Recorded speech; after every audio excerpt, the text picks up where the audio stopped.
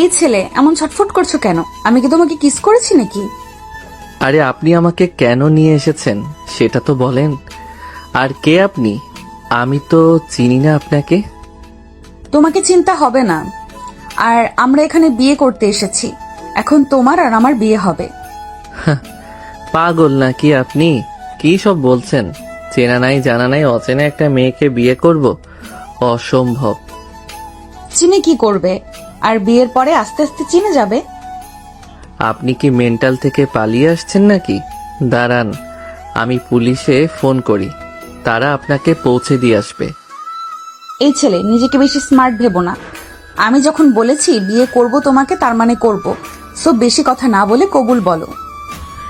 এতক্ষণ কাজী বসে বসে এদের কথা শুনছিল, এবার আর কথা না বলে পারল না। সে একটু ভয়ে ভয়ে বলল, আপনারা কি বিয়ে করবেন নাকি ঝগড়াই করবেন? যদি বিয়ে না করেন তাহলে বলেন, আমি চলে যাব, আমার কাজ আছে। এই কাজে দেখছেন না বর আমার বিয়ে করতে রাজি হচ্ছে না। কোথায় একটু বলবেন কিভাবে রাজি করাবো, তা না করে আজ এরা পেঁচাল পারছেন। আপনি তো জোর করে তুলে এনে বিয়ে করতে চাচ্ছেন। এভাবে কি বিয়ে হয় নাকি? বিয়ে করতে দুজনের সম্মতি লাগে। একদম চুপ। আপনার বকবক শুনতে আসি নাই, তাই কম কথা। বিয়ে পড়ান। কি ছেলে তো রাজি না? হবে রাজি। আপনি আপনার কাজ করুন। আর এই ছেলে কত সময় নষ্ট করছো? আমার হাতে এত সময় নাই। আমি করব না আপনাকে বিয়ে। কি করবেন করে নেন। ইস সোনা, এভাবে বলতে হয় না। বিয়ের আগে এসব করলে মানুষ কি বলবে? তার চেয়ে চলো বিয়ে করে নেই, তারপর যা খুশি করো। আপনি অত্যন্ত বাজে প্রকৃতির মেয়ে মানুষ। আমার লজ্জা হচ্ছে আমি কোন সমাজে বাস করি। এই ছেলে এত জ্ঞান দিও না। মেজাজ গরম করতে চাই না, তাই যা বলছি তাই করো। ছেড়ে দিন আমাকে। বেঁধে রেখে কি প্রমাণ করতে চান আপনি? খুব সাহসী। ওরে জ্বালা, এত কথা বলো কেন? তাড়াতাড়ি কবুল বলো। তোমাকে বিয়ে করার সাথে আমার জীবনের অনেক কিছু জড়িয়ে আছে। বলবো না। কি করবেন? এই কাজী, চোখ বন্ধ করেন। এই কথা বলেই ফিয়া আরাফের ঠোঁটে ঠোঁট ডুবিয়ে দিল। আর অবাক বিস্মিত, এ কি হচ্ছে তার সাথে? অচেনা একটা মেয়ে তাকে তুলে এনেছে, তার উপর আবার কিস করতেছে এইভাবে।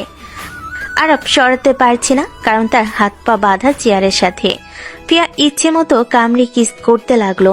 আর ছটফট করছে ছোটার জন্য, কিন্তু ফিয়া তো ফিয়াই। সে জোর একটা কামড় দিয়ে ছেড়ে দিয়ে বলল, তুমি খুব হট সোনা। তোমাকে তো আরো আদর করতে মন চাচ্ছে। প্লিজ তাড়াতাড়ি কবুল বলো। আরব ঘৃণায় মুখ ফিরিয়ে দিল। ছি, এত খারাপ মেয়ে মানুষ সে জীবনে দেখেনি। বিয়ের আগে কিনা এইসব। আল্লাহ ভালো জানে এই মেয়ের চরিত্র কেমন। ফিয়া এবার আরবকে ভয় দেখাতে তার প্যান্টের চেনে হাত দিতে গেলেই আরব তাড়াতাড়ি করে বলল, প্লিজ এসব নোংরামি করবেন না। মুসলিম ধর্মের বিয়ের আগে মেলামেশা জায়েজ নাই। ওকে সোনা, তাহলে কবুল বলো। ঘরে হালকা আলো, দরজার সামনে দাঁড়িয়ে থাকা দুজন গার্ডের চোখে কড়া হুঁশিয়ারি, যেন পালানোর কোনো রাস্তা নেই। মাঝখানে বাঁধা অবস্থায় বসে আছে আরাফ। ছেলেটার চোখে আতঙ্ক, মুখে ঘৃণা আর রাগ মেশানো অপমান। আর সামনে দাঁড়িয়ে ফিয়া রাগী জেদি এমন দৃষ্টিতে তাকিয়ে আছে যেন সবকিছু ঠিক আগেই ঠিক করে রেখেছে। কাজী এবার গলা খাকারি দিয়ে বলল, তাহলে বিয়ে পড়ায়? হ্যাঁ শুরু করেন। ছেলে রাজি করানো হয়ে গেছে। আমি রাজি না। বিয়ে করব না আমি। আপনি যা খুশি করেন। আমি কাউকে চিনি না, আপনাকেও না। এভাবে জোর করে। সোনা, এখনো কথা বাড়াইছো? যে যার মতন পরিবেশ বুঝে কথা বলে। আমি কিন্তু খুব ভদ্রভাবে ম্যানেজ করেছি। কবুল বললেই সব শেষ। আল্লাহর নামে বলছি, আপনাকে বিয়ে করে আমি মানব না কিছুই। বের হলেই পাবেন না আমাকে। বের হলে? খুব সাহসী কথা বলছো দেখছি। বের হওয়া এত সহজ না সোনা। আর আমি তোমাকে ছেড়ে দিতে আসিনি। তোমাকে ছাড়া আমার কত কিছু ভেস্তে যাবে তুমি জানোই না। তাহলে শুরু করি। শুরু করেন। ছেলে কবুল বলবে। আরাফ চৌধুরী, আপনাকে আমি ফিহা সুলতানার সাথে বিয়ে দিচ্ছি। আপনি কি কবুল করেন? আরব মুখ ফিরিয়ে নিল। রাগে অপমানে ঘৃণায় চোখ লাল। হাত পা বাঁধা না থাকলে হয়তো এই মুহূর্তে দরজা ভেঙে পালাতো সে। কাজী আবার বলল, কবুল বলেন বাবা। সোনা, কবুল না বললে আমি কিন্তু আবার তোমার প্যান্টের চেনে হাত দিব। আর এবার শপথ করে বলছি, ছাড়বো না। কবুল করলাম। এই শব্দটা তার গলা থেকে বের হলো না, বরং ছিঁড়ে নাও হলো, ঠিক যেন তাকে নিজের ইচ্ছে নয়। জোরে সামনে মাথা নত করতে হলো। ফিয়া হাসলো এক ধরনের সন্তুষ্টি নিয়ে। কাজী দ্বিতীয়বার বললেন, আপনি কি কবুল করেন? কবুল করি। আপনি কি কবুল করেন? কবুল করি। কিন্তু এই কবুল তিনবারে যে অভিশাপ সে অনুভব করলো বুকের ভেতর জমাট দুঃস্বপ্নের মতো। ফিয়া সামনে দাঁড়িয়ে মনে মনে বলল, তুমি পালাতে পারবে না আরাফ। তোমাকে আমি অনেক কষ্ট পেয়েছি। আমার হিসাব শেষ না হওয়া পর্যন্ত তুমি কোথাও যাচ্ছ না। একবারই শুধু বের হতে পারলে এই মেয়েটা জীবনেও খুঁজে পাবো না। এই বিয়ে আমি কখনোই মানব না। দুজনের চোখে দুটো আলাদা জেদ, একজনের জেদ ধরে রাখার আর অন্যজনের জেদ পালানোর। এখান থেকে শুরু হচ্ছে তাদের আগুন ঠান্ডার খেলা। বিয়ে পড়া শেষ হতেই আরফ দাঁত চেপে উঠে পড়ল। হাত পায়ের বাঁধা দড়ি খোলা হয়েছিল মাত্র কয়েক মিনিট আগে। সুযোগ পেয়ে দরজার দিকে এগিয়ে গেল সে, যেন জীবনে আর কখনো এই জায়গার মুখ না দেখে। আর তখনই ফিয়ার ঠান্ডা স্থির গলা পেছন থেকে ভেসে এলো। কই যাও সোনা? বউ রেখে এভাবে চলে যাচ্ছ? আরব দাঁড়িয়ে গেল, যেন পেছন থেকে কেউ তার কাঁধ চেপে ধরেছে। ঘুরে তাকাতেই দেখল ফিয়া তার হাত বুকের সামনে গুটিয়ে দাঁড়িয়ে আছে। তার চোখে সেই একই জেদ, সেই একই অধিকার বোধ। আরব গলা শক্ত করে বলল, আমি কোনো বউ রেখে যাচ্ছি না, কারণ আমি এই বিয়ে মানি না, বুঝেছেন? আপনার জোর করে বলাতে কিছু হয় না। আমার জীবনে কেউ এভাবে ঢুকে যেতে পারে না। ফিয়া ধীরে ধীরে এগিয়ে এলো। প্রতিটা পা ফেলার শব্দ যেন চারপাশের নীরবতা ভেঙে দিচ্ছিল। চোখের রহস্য আর ঠোঁটে অদ্ভুত এক হাসি। মানো বা না মানো, আমি তো তোমার বউ হয়েই গেছি। আর তোমার না বলায় কি আসে যায়? বিয়ে হয়ে গেছে, এখন মানতেই হবে। আপনি হয়তো ভাবছেন আমি খুব ভয় পাই আপনাকে। একবার বাইরে বের হতে পারলেই। বাইরে বের হবে তুমি আমাকে ছেড়ে? সোনা, তুমি আসলেই ভাবো পালাতে পারবা? আমি কাউকে জোর করে বিয়ে করিনি কখনো, আর কেউ আমাকে জোর করতে পারে না। তাই বারবার বলছি, আমি এই বিয়ে মানি না। ফিয়া সামনে এসে তার শার্টের কলারটা ধরে একটু টেনে নিয়ে বলল, মানতে হবে সোনা, উপায় নাই তোমার। যেদিন বুঝবে কেন তোমাকে জোর করে বিয়ে করেছি, সেদিন হয়তো আমাকেই খুঁজে বেড়াবে। আর আপনি যেদিন বুঝবেন জোর কাকে বলে, পালানো কাকে বলে, সেদিন আফসোস করবেন এই কাণ্ডের জন্য। চলো সোনা, বউকে বাড়ি নিয়ে যাওয়ার পালা এবার। পালিয়ে লাভ হবে না, কারণ তুমি আমার। আরফ দরজার দিকে তাকালো আর বাইরে অন্ধকারের দিকে, আর মনে মনে ভাবলো, একবার শুধু সুযোগ পেলেই এই মেয়ের হাত থেকে পৃথিবীর এক প্রান্তে পালিয়ে যাব। তুমি পালাতে চাইলেই কি পালানো যায়? তোমাকে ধরে রাখতে আমি কি সব করেছি তুমি জানোই না আরাফ। ঘর থেকে বেরিয়ে আসতে রাতের ঠান্ডা হাওয়া আরাফের মুখে লাগলো। মনে হলো এইটুকুই যেন তার মুক্তির স্বাদ। সে দ্রুত এগিয়ে যেতে লাগলো বাইরের দিকে, কিন্তু ফিয়া ঠিক পেছনেই। হঠাৎ ফিয়া গলা নরম করে বলল, চলো সোনা, আমাদের বাড়ি যাব। কখনো না, আমি আমার নিজের বাড়িতে যাব, আপনার সাথে কোথাও না। তুমি প্রচুর জেদ করো সোনা, কিন্তু একটা জিনিস জানো না, এই ফিহা কারো কথার ধারে না। কিন্তু তুমি তো আমার সোনা বর, তোমার কথাটা শুনবো। চলো, তোমার বাড়িতেই যাব আমরা। আপনি আমার বাড়িতে যাবেন মানে কি? আমি কাউকে নিয়ে বাড়িতে ঢুকাবো না, আপনাকে তো কোনোভাবেই না। বউ হই আমি তোমার, তোমার বাড়িতে যাওয়াটা তো আমারই অধিকার। বউ মানি না আমি, বুঝছেন? আর আমার পরিবার তো আরো বেশি মানবে না আপনাকে। তোমার পরিবার মানবে কি মানবে না সেটা দেখার দায়িত্ব আমার। তুমি শুধু চলো, বাকি সব আমি সামলাবো। না, আমি কাউকে বাড়ি নিয়ে যাই না। আমার আব্বু আম্মা, আমার পরিবার, এইসব তারা একদমই। সোনা, ভয় করছে নাকি নিজের বউকে লুকিয়ে রাখতে চাইছো? লুকানোর প্রশ্নই নেই, স্বীকার করছি না, বলছি, তাও বুঝতে পারছেন না। আজ বিয়ে হয়েছে আর আজই তোমার বাড়িতে যাব। তুমি রাজি না হলে জোর করেই নিয়ে যাব, ঠিক যেমন বিয়েতে করলাম। আরব চুপ হয়ে গেল মুহূর্তেই। এবার চোখ তুলে বাইরের দিকে আরেকবার ফিয়ার দিকে তাকালো। বাড়ি নিয়ে গেলে যে কি হবে সেটা তো কল্পনাতেই নাই। ফিয়া আবার বলল, চলো শোনা, সময় নষ্ট করো না।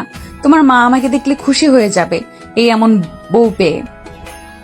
আমি পারবো না, আপনাকে নিয়ে গেলে বাসায় ঝড় উঠবে, আমার পরিবার আপনাকে মানবে না, আমাকে তো আরো মারধর করবে। ঠিক আছে, মেনে না নিক, কিন্তু তুমি আমার আর আমি তোমার, তাই তোমার বাড়িতে এই প্রথম পা ফেলবো আমি। দুজনের চোখে দুই রকম আগুন, একজনের ভয় আরেকজনের বেপরোয়া অধিকার। ফিয়ার চোখে পাতা ফেলে এক মুহূর্ত তাকিয়ে রইল, তারপর হঠাৎ কাছে এসে আরফের মুখ জোরে নিজের দিকে টেনে নিয়ে ঠোঁটে একটা চুমু এঁকে দিল। তাড়াতাড়ি চলো শোনা, বেশি দেরি করলে এখানেই বাসর শুরু করে দেব বলে দিলাম। এ কি বলেন, লোকজন দেখবে। দেখুক, এখন তুমি আমার স্বামী, এটা লুকানোর কিছুই নেই। ঠিক আছে ঠিক আছে, যাচ্ছি, কিন্তু এসব করবেন না আর। এই সবই তো বউরা করে স্বামীর সাথে, তুমি বুঝবে আস্তে আস্তে। গাড়িতে বসতেই আরফ কোনায় গুটিসুটি মেরে বসলো, জানালা দিয়ে বাইরে তাকাচ্ছে, যেন পৃথিবীর শেষ আলোটা খুঁজছে। ফিয়া আস্তে আস্তে তার দিকে ঝুঁকলো।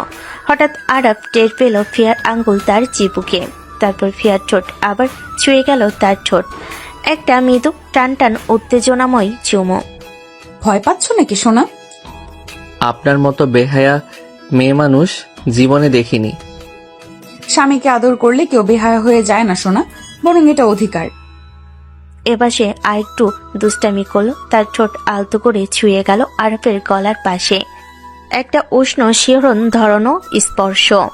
আরফ কেঁপে উঠল। প্লিজ এসব করবেন না, আমি মুসলিম মানুষ, বিয়ের পর এসব ঠিক আছে, কিন্তু এভাবে এই পরিস্থিতিতে। এভাবেই ভালো লাগে, তোমাকে জ্বালাতে মজাই তো। আর একটু ঝুঁকে তার বুকের উপর মাথা রেখে আস্তে চাপ দিল। আরফ রাগে কেঁপে উঠল। আল্লাহ আপনাকে কি দিয়ে বানাইছে?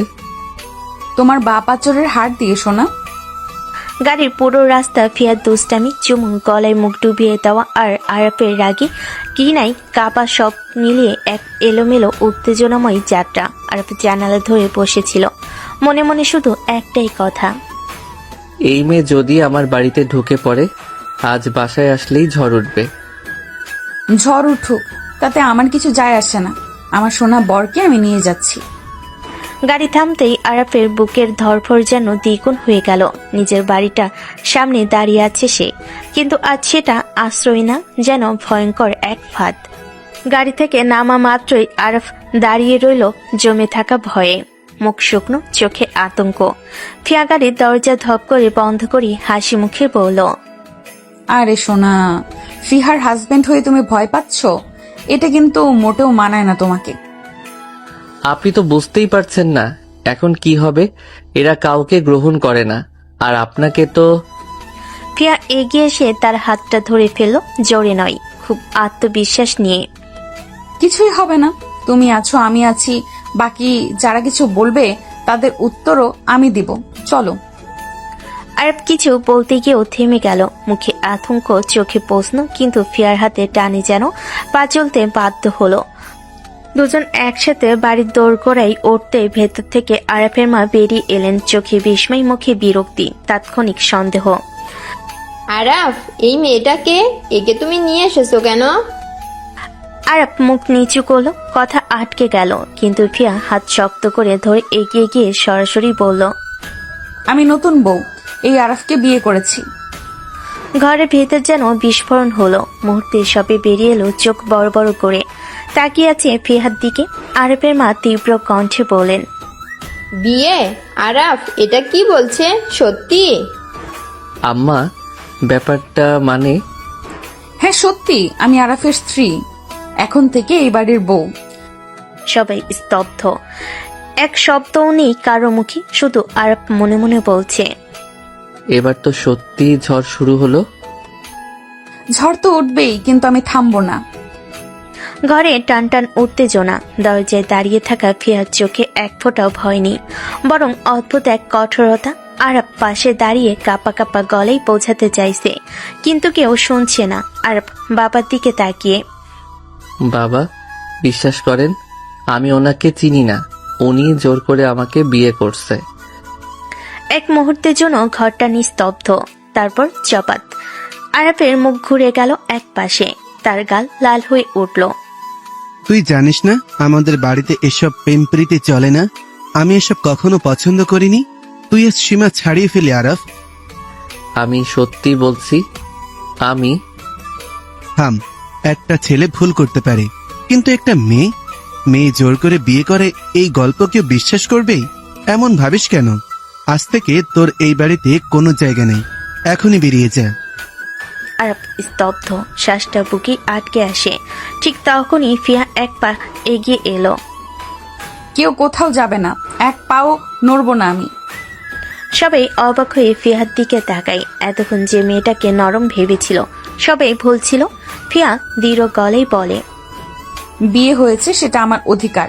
আর একটা কথা শুনে রাখুন, আমাকে অপমান করার চেষ্টা করলে বা এইভাবে কাউকে বাসা থেকে বের করতে চাইলে আমি পুলিশে জানাতে বাধ্য হব। ঘরে যেন ঝড় নেমে আসে। আরব সহ সবাই হতবাক। এই মেয়েটা এত শক্ত। তুমি পুলিশ ডাকবে আমাদের বাড়িতে? আইন সবার জন্য সমান, আমি ভয় পাই না। কেউ ভাবেন মেয়েরা সব সময় চুপ থাকে, তাহলে ভুল করছেন। ঘরে নিস্তব্ধতা নেমে আসে।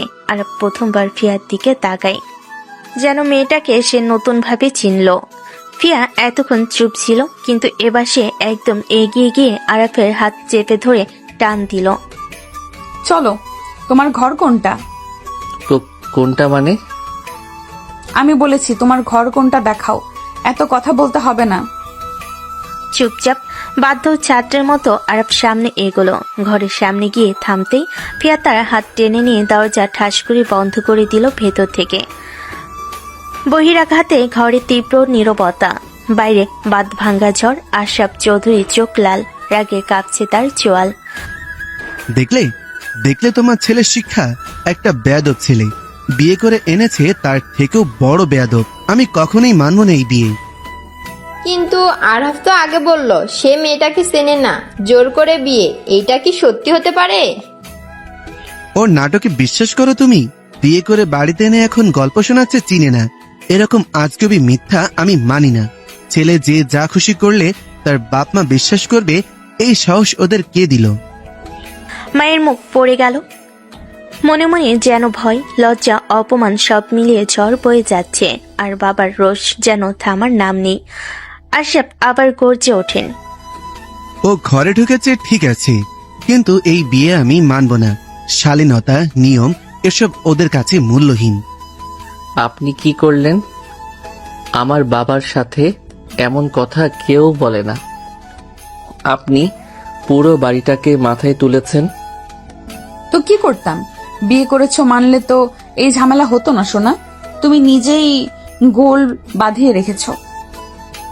আপনার মতো মেয়েকে কেউ মানবে না। আপনি একদম অসভ্য মেয়ে মানুষ। ফিয়ার মুখে এক মুহূর্তের জন্য দুষ্টু হাসি খেলে গেল। হঠাৎ সে এগিয়ে এসে আরফের গলা দুহাতে জড়িয়ে ফেল। সোনা, এত রাগও কেন? এসো একটু আদর করে দিই, তাহলে বিয়ের ফিলটা ঠিকই অনুভব করতে পারবে। কথা শেষ হতেই সে কাছে নেমে এলো। ধীরে ধীরে ঠোঁট ছুঁয়ে দিল আরফের ঠোঁটে। আরফ যেন শোকের মতো পিছিয়ে গেল, হাত দিয়ে ঠেকিয়ে সরিয়ে দিল ফিয়াকে। একদম কাছে আসবেন না, শুনছেন? আমি মানি না এই বিয়ে, বুঝেছেন? আরব তাকে সরিয়ে দেওয়া মাত্রই ফিয়ার চোখ দুটো রাগে জলজল করে উঠল। সে হঠাৎ সামনে এসে আরফের ঠোঁটে হালকা একটা কামড় বসিয়ে দিল। আমাকে না মেনে উপায় নেই সোনা, বেশি বাড়াবাড়ি করবে না, না হয় তোমাকেই সামলাতে আমার বেশি সময় লাগবে না। তারপর কোনো সুযোগ না দিয়ে সে আবার ঝুঁকে এসে আরফের ঠোঁটে একটা গভীর কিস এঁকে দিল। ঠোঁট থেকে গলা পর্যন্ত ছুঁয়ে নিল দ্রুত, অভিমানী আগ্রাসনে। তারপর হাত ধরতে বাথরুমের দিকে যাই। দরজার কাছে এসে পেছনে তাকিয়ে একটা দুষ্টু হাসি দিল। ফ্রেশ হয়ে আসছি সোনা, কোথাও যেও না। দরজা বন্ধ হওয়ার শব্দ। ফিয়া ভেতরে যাওয়ার সাথে সাথেই আরব চুলে হাত বুলিয়ে বিরক্তিতে ফুঁসতে লাগলো। আল্লাহ, এ কোন মেয়ের পাল্লায় পড়লাম আমি? এ তো সারাদিন শুধু কিস করতে থাকে, মানুষের কি একটু লজ্জা থাকে না? তার গাল এখনো লাল, রাগে নাকি ফিয়ার কিসে সে নিজেও বুঝতে পারছে না। ঘরের ভেতর এক অদ্ভুত উত্তেজনা, আর পুরো বাড়ি কাঁপছে অস্বস্তিতে। ফিয়া ওয়াশরুম থেকে আরাফকে চিৎকার করে বলল, জান, পরার তো কিছুই নেই, তোমার একটা ট্রাউজার টি শার্ট দাও। নাউজবিল্লাহ, আমাদের বাড়ির মেয়েরা এসব পরে না। এত কথা বলো কেন? তাহলে কি আমি পোশাক ছাড়াই বের হব? তুমি যদি বলো তাহলে তাই বের হই। কি বলো সোনা? আল্লাহ রহম করো, দাঁড়ান দিচ্ছি, এমন করবেন না। ভয় পাবার কিছুই নেই, আমাকে মানলেই সব ঠিক হবে, আর তুমিও আর কষ্ট পাবে না। এ কোন মেয়ের পাল্লায় পড়লাম? লজ্জা শরম কিছুই নাই, সারা দিন শুধু ব্ল্যাকমেইল করে। সোনা, বউ হয়ে যাওয়ার সঙ্গে আদরও পেতে হবে, পালানোর কোনো উপায় নেই। সোনা চলো, ক্ষুধা পেয়েছে, খেয়ে আসি। এই ড্রেস পরে বাইরে যাবেন, বাবা দেখলে রাগ করবে। তো কি হয়েছে? এই ড্রেস তুমি কি ভয় পাচ্ছ সোনা? প্লিজ এমন বলবেন না, বাবা দেখলে খুব রাগ করবে। আমার কিছু যায় আসে না সোনা, চলো, ক্ষুধা পেয়েছে। দুজন বের হওয়ার সময় আরাফের বাবা আর চোখে দেখে ফেয়ার ড্রেস। আশরাফ চৌধুরী রেগে চিৎকার করে বলল, কি? এই কি অবস্থা? আমার ছেলের বউ এমন ড্রেস পরে বাইরে যেতে পারে? বাবা আমি বলেছি, কিন্তু উনি জোর করে। শ্বশুর মশাই, রাগ কেন করছেন? আমার আর কোনো ড্রেস নাই, তাই এটা পরেছি। আশরাফ চৌধুরী কপালে ভাঁজ ফেলে আরাফের দিকে চোখ সরিয়ে বলেন, তোমার মায়ের শাড়ি নিয়ে দাও, তাও যেন এই পোশাকে বাইরে না আসে। বাবা ঠিক আছে। শোনা, ভয় পাওয়ার কিছুই নেই, শাড়ি পরলেই সব ঠিক হয়ে যাবে। নাও, এটাই সবচেয়ে সুন্দর শাড়ি, বাইরে বের হওয়ার আগে পরে নিও। শোনা, এখন এই শাড়ি পরে যাব, আর সবাইকে দেখিয়ে দেই আমি তোমার বউ। এ কোন মেয়ের পাল্লায় পড়লাম? সারাদিন শুধু ঝগড়ার কিস, এখন শাড়ি নিয়ে মাতামাতি। ফিয়া শাড়ি পরে আরাফের সামনে দাঁড়িয়ে হাসি দিয়ে বলল, জান দেখো, আমাকে হট লাগছে না? কি সব ভাষা বলছেন? ভালো মেয়েরা এসব ভাষা উচ্চারণ করে না। তোমার সামনে সব বলতে পারি জান, কারণ তুমি আমার জান। ভুলে যান, কেন আমি মানি না আপনাকে? মানতে হবে না সোনা, শুধু একটু আদর করে দে। কথা শেষ হতেই ফিয়া ধীরে ধীরে আরাফের ঠোঁটে ঠোঁট রেখে কিস করতে লাগলো। আরাফ অবাক হয়ে চোখ বড় করে দেখছে, কিছু বলতে পারছে না, শুধু রক্তচাপ বেড়ে যাচ্ছে। ফিয়া কিস থামিয়ে একটুখানি বিরতি নিয়ে বলল, শোনো, তুমি পালাতে পারবে না, আমি চাই এই বউ হওয়ার ফিলটা পুরোপুরি অনুভব করি। আরাফ কিছু বলতে চাইছিল, কিন্তু ফিয়ার হাত আর ধোঁয়াশা চোখের সামনে, সে সরতে পারছে না। ফিয়া আবার ধীরে ধীরে আরাফের গলার পাশে ঠোঁট রাখলো, চুমু দিয়ে বলল, দেখলে, এইভাবেই তোমার বউ তোমাকে আদর করে। একদম কাছে আসবেন না, আমি মানি না এই বিয়ে। শোনা, আমি চাই তুমি জানো, এই বউ এখন শুধু তোমার। আল্লাহ রক্ষা করো, সারাদিন শুধু আদর কিস আর ঝগড়া। এবার একটু আরাম করো, বাসর শুরু করি, তোমাকে দেখিয়ে দেব আমি কেমন বউ। আল্লাহ, আমার ভাগ্য। সোনা, পালানোর কোনো উপায় নেই, তুমি এখন আমার। ফিয়া আরাফকে টেনে নিচে নামালো। দুজন ধীরে ধীরে খাওয়ার টেবিলের দিকে এগোলো। আরাফ মনে মনে বলছে, সারাদিন কিস আর ঝগড়া, এবার খাওয়ার জন্য কি ধকল। আরাফ ভয় পেয়ে বাবা মায়ের দিকে তাকাতে লাগলো। শোনো, বউকে খাওয়াতে হলে নিজে ইনকাম করে খাওয়াও, আমি খাওয়াতে পারবো না। আরে, আপনি তো খুব কিপটা, আমার মতো একটা মেয়েকে খাওয়াতে চাচ্ছেন না, হার কিপটা। বাবা, ওর কথাই কিছু মনে করবেন না। দেখছো না, মেয়েটা কত সরল, তোমার মতো ছেলেকে সামলাতে পারবে। আমি তো কিছু বলছি না, এই বউ আমার ছেলের জন্য অনেক বড় চ্যালেঞ্জ। শোনা, দেখছো না বাবা রেগে গেল, এবার তোমার আমাকে ইনকাম করে খাওয়াতে হবে। এত ঝামেলার পরে এখন আবার খাওয়ানোর চাপ। চলো এখন তো খাই, খেতে দেরি করলে কিন্তু মাথা গরম হয়ে যাবে। আল্লাহ, আমার ভাগ্য, এই বউ আমার উপর এত ক্ষমতা প্রয়োগ করছে, অথচ আমি কিছুই করতে পারছি না। শোনা, মনে রেখো, তুমি এখন শুধু আমার, আর আমি তোমাকে শিখতে হবে কিভাবে বউ খাওয়ায়। রাতে ঘুমের সময় ঘরের আলো হালকা। ফিয়া আরাফের দিকে ধীরে এগিয়ে এলো। আরাফ চোখ ফাঁকি দিয়ে অন্যদিকে তাকিয়ে রইল। ভয় হচ্ছে আজ তার পালানোর কোনো উপায় নেই। শোনা, আজ তো আমাদের বাসর, একটু আদর করো। কিছুতেই না, আমি মানি না আপনাকে। দূরে থাকবেন, বুঝলেন? এসব শুনতে চাই না সোনা, আমার আদর চাই। আরবকে ধাক্কা দিয়ে ফেলে দিল বিছানায়। আরব বিস্মিত হয়ে বিছানায় লুটিয়ে পড়ল। চোখ বড়, লজ্জা আর রাগের মিশ্রণ। কিন্তু ফিয়া একেবারেই থেমে নেই। ফিয়া ধীরে ধীরে আরবের গলায় হাত রেখে মুখ ভিজিয়ে কিস করতে লাগলো। আরব চুপচাপ, কিছু বলতে পারছে না। সোনা, বুঝলে, বউ যখন আদর করতে চায় পালানোর কোনো উপায় থাকে না। আল্লাহ, কোথায় গেল আমার স্বাধীনতা? ফিয়া আবার আরবকে কাছে টেনে নিল। আরবের চোখে লজ্জা, কিন্তু ফিয়ার চোখে হাসি। রাতের অন্ধকারে তাদের মাঝে শুধুই আদর আর রোমাঞ্চের বাতাবরণ। সোনা, একটু আদর করো, আজকের রাতটা স্মরণীয় করে রাখি আমরা। আরব শুধু মাথা নিচু করে ভাবছে কিভাবে এই বইয়ের পাল্লা থেকে বের হবে। কিন্তু ফিয়া একেবারেই থামছে না। তার আদর, চুমু আর রাগের মিশ্রণে রাতটা আরো রোমান্টিক হয়ে উঠল। রাতের অন্ধকার, ঘরের হালকা আলো, শুধু ওরা দুজন। ফিয়া ধীরে ধীরে শাড়ি খুলতে শুরু করলো। আরব চোখ বুজে হাত ধরে বলল, আল্লাহ, একটু তো লজ্জা রাখুন। সোনা, তুমি ছাড়া আমার এই সৌন্দর্য কে দেখবে? একটু তাকাও আমার দিকে। আরব চোখ খুলে ফিয়ার দিকে তাকালো। হঠাৎ মনে হলো হৃদয় ধক ধক বেড়েছে। ফিয়া এত সুন্দর, এত সাহসী, আর শাড়ি খুলে সে তার সৌন্দর্য প্রকাশ করছে। আর পাগল হয়ে গেল, চোখ বড়, নিঃশ্বাস আটকে। তার মনে একবারের জন্য ভেবেছিল না এমন দৃশ্য তার সামনে আসবে। সোনা, দেখছো না, সবই তোমার জন্য। এখন পালানোর উপায় নেই, আমার কাছে আসো। আল্লাহ, এসব কি হচ্ছে?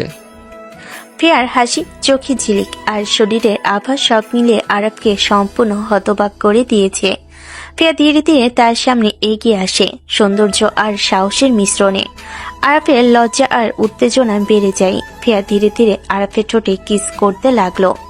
আরব বাধা দিতে পারছে না। ফিয়া আরবের হাত তার শরীরে রাখলো। আরবের হাত কেঁপে উঠল।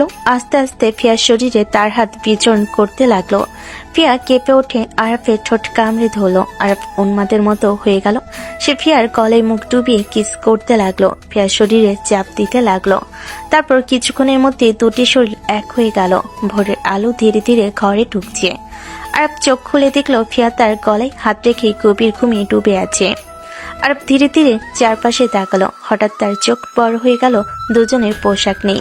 মুহূর্তে তার মনে ভেসে উঠল রাতের ঘটনাগুলো। তারা ঘনিষ্ঠ হয়েছে, সে আরবকে কিস করেছে, আদর করেছে, তারা একসঙ্গে শুয়েছে। সিসি, আমি এই মেয়ের সাথে ঘনিষ্ঠ হলাম কিভাবে? উনি তো আমাকে জোর করে বিয়ে করেছে। আমি তো উনাকে চিনি না ভালো করে, কিভাবে পারলাম উনার সৌন্দর্য দেখে হারিয়ে যেতে? আরব হাত দিয়ে মুখ ঢেকে নিঃশ্বাস নিয়েছে। লজ্জা, হতাশা আর অবিশ্বাস সব একসাথে। মনে হচ্ছে রাতে সব ঘটনার পরও তার নিয়ন্ত্রণ হাতছাড়া। ফিয়া গভীর ঘুমে। আরব চোখে চোখ রাখে, মনে মনে ভাবছে, কখনো ভাবিনি সে এ মেয়ের সৌন্দর্য আর সাহস তাকে এমন অবস্থায় ফেলে দেবে। রাতের ঘটনা তাকে পুরোপুরি বিভ্রান্ত করেছে। আর ফিয়ার সাহস ও সৌন্দর্য তার মনকে আরো শক্ত করে ধরে রেখেছে। আরব উঠতে নিলে ফিয়া হঠাৎ তার দিকে ধীরে এগিয়ে এসে হাত দিয়ে তাকে টেনে নিয়ে বলল, সোনা, আর একটু ঘুমাও, রাতে তো তুমি আমাকে খুব জ্বালিয়েছো। ছাড়ুন, আমি ওয়াশরুমে যাব। সোনা, একটু আদর করো, তোমার আদর পেতে আমি মরিয়া হয়ে যাচ্ছি। আরব চুপচাপ, লজ্জা আর দ্বিধায় মাথা নিচু করে বলল, প্লিজ ছাড়ুন, রাতে সব ভুল করে হয়ে গেছে। ফিয়ার চোখে আগুন জ্বলে উঠল। সে রাগে ঠোঁট কামড় দিয়ে বলল, আমার ভালোবাসাকে ভুল বলছো? তোমার কি করা উচিত জানো? আরব স্তব্ধ। ফিয়া আবার ধীরে তার ঠোঁটে ঠোঁট রাখলো। আরব চুপচাপ, কিছু বলতে পারছে না। ফিয়া এবার আরবকে পুরো ঘনিষ্ঠভাবে জড়িয়ে নিল। ঠোঁটে চুমু, বুকে আদর আর হাতে নরম স্পর্শ সব মিলে আরবকে নতুন এক অনুভূতির মধ্যে ফেলে দিল। আরব মনে মনে বলল, আল্লাহ, এই মেয়ের প্রতি আমি এতটা দুর্বল হয়ে গেলাম, অথচ ও আমাকে জোর করে বিয়ে করেছে। ফিয়া ধীরে ধীরে আরবকে নিজের দিকে টেনে নিল। তারা দুজন আবার ঘনিষ্ঠ হয়ে গেল। আরব না চাইতো আবারও ফিয়ার মাঝে ডুব দিতে হলো। তার খারাপ লাগছে না, বরং আলাদা শান্তি অনুভব করছে সে। সকালের সূর্যের আলো ঘরে ঢুকতেই লাগলো। নাস্তার টেবিলে সবাই বসে আছে।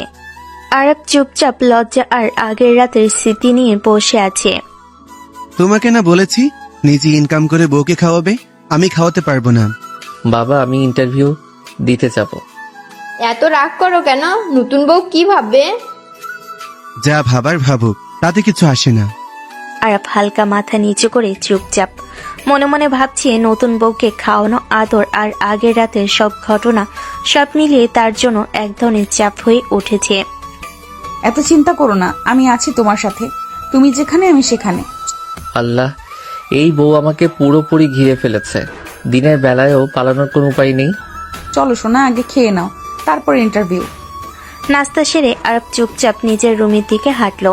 মাথার ভেতর হাজারটা চিন্তা, বাবার রাগ, ফিয়ার বেপরোয়া আচরণ আর আগের রাতের ঘনিষ্ঠতা সবই তাকে অস্থির করে রেখেছে। দরজার সামনে পৌঁছাতে ভেতর থেকে ফিয়ার নিচু গলা শোনা গেল। তার কণ্ঠে অদ্ভুত নরমতা, আবার কোথাও যেন উদ্বেগ মেশানো। তোমার প্রাপ্য তোমাকে ফিরিয়ে দিব আমি, তুমি চিন্তা করো না। তোমার জন্যই আজ আমি এই কঠিন পদক্ষেপ নিয়েছি। কথাগুলো শুনে আরাফের বুক ধরফর করতে লাগলো। প্রাপ্য? কার প্রাপ্য? কোন কোন কঠিন পদক্ষেপ? তার মাথায় যেন বাজ পড়ল। আল্লাহ, কাকে বলছে? কিসের কথা? আমাকে বিয়ে করা কি কঠিন পদক্ষেপ? আর ফিরিয়ে দেবে মানে কি? সে আস্তে করে দরজা খুলে ভেতরে ঢুকলো। ফিয়া শব্দ শুনেই হঠাৎ ঘুরে তাকালো। চোখে ধরা পড়ল লুকানোর চেষ্টা, অস্থিরতা। ফোনটা মুহূর্তেই কেটে দিল। সোনা, উপস, তুমি ঢুকে গেছো? কিছু না, দরকারি কাজ ছিল। আরফের চোখ তীক্ষ্ণ হয়ে গেল। তার সন্দেহ আরো বেড়ে গেল। ফিয়া যেন গভীর কিছু লুকাচ্ছে। কি কথা হচ্ছিল? কাকে প্রাপ্য বলছেন? আর কোনো কঠিন পদক্ষেপ? ফিয়া চোখ নামিয়ে ফেলে। ঠোঁট কামড়ে যেন কোনো মতেই সত্য বলতে চায় না। এসব জানতে হবে না তোমার। তুমি শুধু আমার স্বামী হয়ে থাকো, বাকিটা আমি সামলে নেব। কথাটি শুনে আরফের মনে ভয়, রাগ আর অদ্ভুত এক গরম অনুভূতি ছড়িয়ে গেল। এই মেয়েকে কিসের মধ্যে আমি পড়ে গেছি? উনি আমার থেকে কি লুকাচ্ছে? তবুও মুখে কিছু বলতে পারল না। ফিয়া এগিয়ে এসে হালকা হাসলো, যেন আগের কথাই ছিটে ফোটা নেই। সোনা, এত চিন্তা করো কেন? চলো তোমার ইন্টারভিউর জন্য শার্ট অর্ডার করে দেই। এই মেয়ে আমাকে জোর করে বিয়ে করেছেই বা কেন? আর আমি কেন তার রহস্যে ডুবে যাচ্ছি? ফিয়া ততক্ষণে আলমারির কাছে গিয়ে ব্যস্ত হয়ে গেছে, কিন্তু তার চোখে ঝিলিক কিছু একটা সে লুকাচ্ছে, কিন্তু বড় কিছু ভয়ঙ্কর। আর হালকা দ্বিধায়, চিন্তায় ডুবে ফিয়া ধীরে তার শার্ট আয়রন করে দিল। হাতে ছোঁয়ে আরফের মন কেঁপে উঠল। শোনা, অন্য কিছু নিয়ে ভেবো না, আমাকে নিয়ে ভাবো। আমার দিকে তাকাও, দেখো আমি কত হট। তোমার কি আদর করতে মন চায় না আমাকে? আর হঠাৎ ফিয়ার দিকে তাকালো। ফিয়া সত্যি অসাধারণ সুন্দরী। তার চোখে আগুন, ঠোঁট লাল, লম্বা চুল ও ঝলমলে। আর মনে মনে বলল, আল্লাহ, এই মেয়ের সৌন্দর্য আমার কি করা উচিত? ফিয়ার কাপা ঠোঁটের কাছে গিয়ে আর ধীরে কিস করলো। ফিয়া হেসে ফেল। তারপর ফিয়া প্রস্তুতি নিয়ে বলল, শোনা, ইন্টারভিউ দিতে চাচ্ছ? তুমি নিজেকে সামলাও। আরব চুপচাপ মনে মনে সব হিসাব মিলিয়ে ভাবছে। ফিয়ার আনন্দ, সৌন্দর্য, সাহস সব মিলিয়ে তাকে হার মানতে বাধ্য করেছে। সারাদিনের এই উত্তেজনা তাকে পুরোপুরি ঘিরে রেখেছে। বিকেলের আলো ঘরের মধ্যে ঢুকছে। আর মাকে জানাতে ঘরে ঢুকলো, মুখে খুশির ঝিলিক। মা, আমার চাকরি হয়ে গেছে। ও সোনা, খুব ভালো, আল্লাহ তোমার মঙ্গল করুক। এতদিনে কাজের কাজ করেছো, এবার তো সংসার সামলাতে হবে। আর ফেসে মাথা নেড়ে চুপচাপ কক্ষের দিকে চলে গেল। ঘরে ঢুকতেই দেখলো ফিয়া ফোনে ব্যস্ত। হালকা হাসি দিয়ে কোনো কথা না বলে ফ্রেশ হতে শুরু করলো। আর ধীরে দরজা খুলে বের হলো। কি হলো? আমার দিকে তাকাচ্ছ না কেন? আমাকে কি সুন্দর লাগছে না? সব সময় এসব বলবেন না তো, আমার অস্বস্তি হয়। শোনা, অস্বস্তি কেন হবে? আমি তোমার বউ, ভুলে যাও নাকি? আরব চুপচাপ লজ্জায় মাথা নিচু করে। ফিয়া ধীরে তার পাশে বসলো, হাত দিয়ে কাঁধ জড়িয়ে ধরে বলল, আরাফ, এখন বুঝছো না? আমি তোমার সব সময় থাকবো, আমি তোমার সাথে সব সময় থাকবো, তোমার অস্বস্তি কমিয়ে দিব। আরব শুধু চুপচাপ বসে থেকে ফিয়ার চোখে ঝিলিক আর হালকা হাসি দেখে মনে মনে বলল, এই মেয়ের জন্য আমি তো নিজেকে চিনতে পারছি না। শোনা, এখানে আসো। বলে সে আরফের গলা জড়িয়ে ধরে হঠাৎ ঠোঁটে কিস করলো। আরফ প্রথমে লজ্জায় গা শক্ত করে নিল, ধীরে ধীরে নরম হয়ে এলো। ঠিক তখনই ঘরের বাইরে হঠাৎ জোরে চিৎকার, ঢং করে দরজায় ধাক্কার আওয়াজ। এই চিৎকার করে কে? আমার ছোট চাচ্চু। ছোট চাচ্চু? তোমরা ছাড়া বাড়িতে আর কেউ আছে জানতাম না তো। উনি মানসিকভাবে অসুস্থ, তাই আলাদা ঘরে রাখা হয়। কেউ গেলে ধরবে, কামড়াবে, ধাক্কা দেবে, অনেক সমস্যা হয়। আপনি ওনার আশেপাশে কখনোই যাবেন না, উনি বিপজ্জনক। ফিয়ার চোখ বড় হয়ে গেল। একটু আগেও যে মেয়েটা বাঘিনীর মতো আচরণ করছিল, এখন সে এক মুহূর্তের জন্য থমকে গেল। মানে সত্যি হামলা করবে? হ্যাঁ, আপনি গেলে বিপদ হবে। ফিয়ার মুখে প্রথমবার একটু ভয়, একটু সতর্কতা ফুটে উঠল। সে আস্তে করে আরফের হাতটা ধরলো, যেন নিরাপত্তা খুঁজছে। আচ্ছা, তাহলে তুমি আমার পাশে থাকবা, ঠিক আছে? আমি কিন্তু ভয় পাই না, তবুও তুমি থাকলে ভালো লাগে। আরফ একটু হেসে ফেল। এই মেয়েটা কখনো আগুন, কখনো বরফ, আর কখনো একেবারে ভীত বাচ্চা। চলো সোনা। ওই চিৎকার আমার রোম্যান্সের মুডটাই নষ্ট করে দিল। বলে আবারও আরফের কাঁধে মাথা রাখলো। ভয়, ভালোবাসা, রাগ সব মিলিয়ে ফিয়া যেন হাজার রঙের এক মানুষ। পরের দিন সকালে আরফ অফিসে চলে গেছে। ঘর যেন শান্ত, কিন্তু ফিয়ার চোখে কিছু খুঁজে পাওয়ার আগ্রহ দেখা যাচ্ছে। ফিয়া চুপি চুপি আরফের চাচ্চুর ঘরে চলে গেল। হঠাৎ চাচ্চু বুঝতে পারলো, চোখ বড় করে চিৎকার করতে লাগলো, হাতে থাকা ফুলদানি ছুঁড়ে মারলো। ফিয়ার কপাল কেটে গেল, রক্ত টপ টপ করে পড়তে লাগলো। আরফের মা চিৎকার শুনে দৌড়ে এসে ফিয়াকে দৌড়ল, চোখের কণ্ঠে সতর্কতা। ওখানে কেন গিয়েছো? আজাদ মানুষ দেখলেই পাগলামি করে, বেশি আঘাত করতে পারে, আর যেও না কখনো। ফিয়া ব্যথায় কেঁপে উঠল। আরফের মা হালকা ব্যান্ডেজ দিয়ে ফিয়ার কপালে বাঁধালো। ফিয়া মনে মনে বলল, আঘাত তো পেলাম, কিন্তু তেমন কিছু তো দেখতেই পেলাম না। ফিহা, এবার থেকে সাবধানে চলো। আজাদ মানুষকে দেখলে হুঁশ থাকে না, যা পায় তাই ছুঁড়ে মারে। ফিয়া চুপচাপ ব্যথা আর লজ্জা মিলিয়ে মাথা নিচু করলো। মনে মনে ভাবছে, এমন বিপদ হওয়ার কথা ভাবিনি। এই ঘটনা ফিয়াকে শিখিয়ে দিল, এই বাড়িতে সবসময় তার ইচ্ছে মতো চলা সম্ভব নয়। আরফের বাবা মা ও ছোট চাচ্চুর জন্য তাকে সবসময় সতর্ক থাকতে হবে। চাচুর এই অবস্থা কি করে হলো? প্রেমে ব্যর্থ হয়ে পাগল হয়ে গেছে। আজাদ মেয়েটাকে প্রচন্ড ভালোবাসতো, কিন্তু মেয়েটা তাকে ধোকা দিয়েছে। তাই আপনি দেখেছেন তাকে? আমি কিভাবে দেখব? কিন্তু আরাফের বাবা বলেছে আমাকে, মেয়েটা বড় লোক বাবার বেহায়া মেয়ে ছিল। আজাদের থেকে ভালো কাউকে পেয়ে তাকে ছেড়ে দিছে। ফিয়ার হাত মুষ্টিবদ্ধ হয়ে গেল। সে দাঁতের সাথে দাঁত চেপে ধরেছে, যেন রাগকে কন্ট্রোল করতে যাচ্ছে। চোখ বন্ধ করে কয়েকটা শ্বাস ফেলে বলল, কারো সম্বন্ধে না জেনে কিছু বলতে হয় না। জেনেই তো বললাম, আরাফের বাবা বলেছে তো। অন্যের কথা বিশ্বাস করা পৃথিবীর সবচেয়ে বোকামি, হোক সেটা আপনার খুব কাছের কেউ, কিন্তু সবাই বিশ্বাসের যোগ্য না। ফিয়া চলে গেল নিজের রুমে। তার রাগে মাথা ফেটে যাচ্ছে। তার এখন মাথা ঠান্ডা করার জন্য গোসল করা দরকার, তাহলে সে কিছুটা শান্ত হতে পারবে। রাত গভীর। অফিস থেকে ফিরে রুমের দরজায় পা রাখা মাত্রই আরফের চোখ প্রথমেই আটকে গেল ফিয়ার মাথায় ব্যান্ডেজে। তার মুখ মুহূর্তেই ফ্যাকাশে হয়ে গেল, চোখে ভয়, রাগ, উদ্বেগ সব একসাথে। আরফ দৌড়ে এসে ফিয়ার সামনে দাঁড়ালো। ফিহা, এটা কি? মাথায় ব্যান্ডেজ কেন? কি হয়েছে আপনার? তেমন কিছু না, আপনার চাচ্চু ফুলদানি ছুঁড়ে মারছে, একটু কেটে গেছে। আমি কি বলেছিলাম চাচ্চুর কাছে যাবেন না? এটা কি বলিনি? কথা শুনেন না কেন আপনি? ওর মাথায় সমস্যা, কাছে গেলেই হামলা করে। আপনি কেন গেলেন? ফিয়া ঠোঁট কামড়ে নিচু মাথায় দাঁড়িয়ে রইল। আরফের রাগ, অথচ তার রাগের মধ্যে যেন ভয়। সবটুকুই ফিয়ার মন ছুঁয়ে গেল। আরে তেমন কিছু হয়নি তো, এত চিন্তা করো না, ব্যথাও কমে গেছে। চিন্তা না করে উপায় আছে? অফিসে কত টেনশন, আর বাসায় এসে দেখি আপনি এই অবস্থায়। আপনার কিছু হলে আমি... সবটা শেষ করতে পারল না আরাফ। নিজের অজান্তে ফিয়ার মাথায় আলতো করে হাত রাখলো। প্লিজ কথা শুনবেন, নিজের দিকে খেয়াল রাখবেন, আর চাচ্চুর ঘরের কাছে যাবেন না আর কখনো। ফিয়া একটু মুচকি হেসে চোখ তুলে তাকালো। সে রাগী আরফের এই যত্নে এক অদ্ভুত প্রশান্তি খুঁজে পেল। ঠিক আছে, কথা শুনবো, কিন্তু তুমি এত মান অভিমান করো কেন? আরব মুখটা ফেরালো, রাগের আড়ালে যত্ন লুকিয়ে ফেলতে চাইলেও সেটি স্পষ্ট বোঝা যাচ্ছিল। কারণ আপনি আমার। জানি স্ত্রী। রাতটা নেমে এসেছে, ঘরে হালকা আলো, ফ্যানের মৃদু শব্দ আর ফিয়ার ক্লান্ত মুখ সবকিছু মিলে ঘরটা অদ্ভুত নির্জন লাগছে। আর ফ্রেশ হয়ে ঘরে ঢুকলো। ফিয়াকে বিছানায় আদর্শ দেখে থমকে দাঁড়ালো, তার মুখে যেন ক্লান্তির ছাপ, ব্যান্ডেজটা মাথায় আরো দৃশ্যমান। আর ধীরে ধীরে কাছে এসে বলল, চলুন খাবার খান, অনেক রাত হলো। ভালো লাগছে না, খাবো না আমি।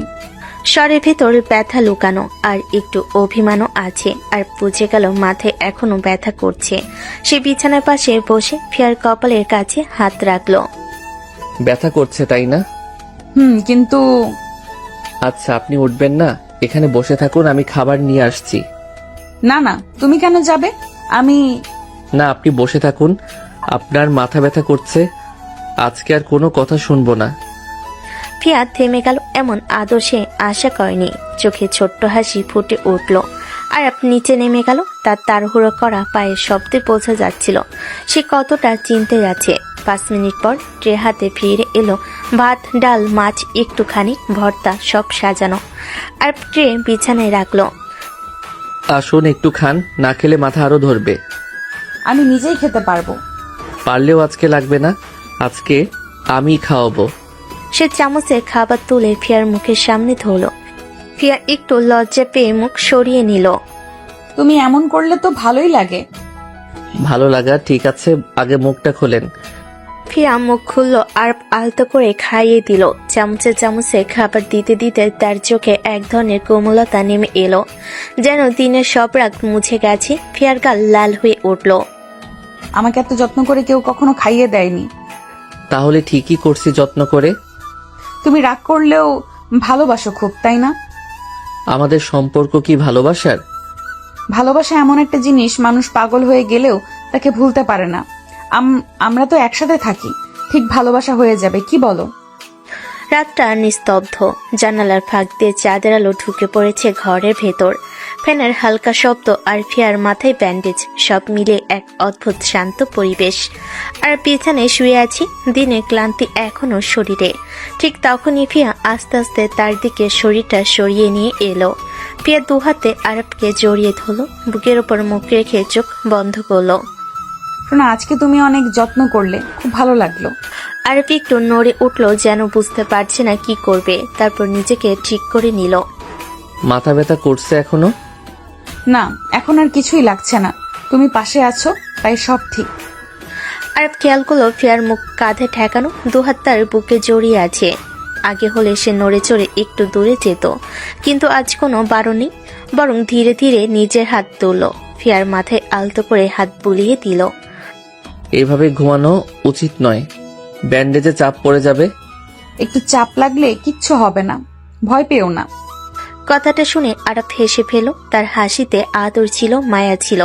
সে ফিয়ার চুলে আঙ্গুল বুলিয়ে দিতে দিতে ধীরে ধীরে নিচু হয়ে এলো। তারপর ফিয়ার কপালে খুব নরম একটা চুমু দিল।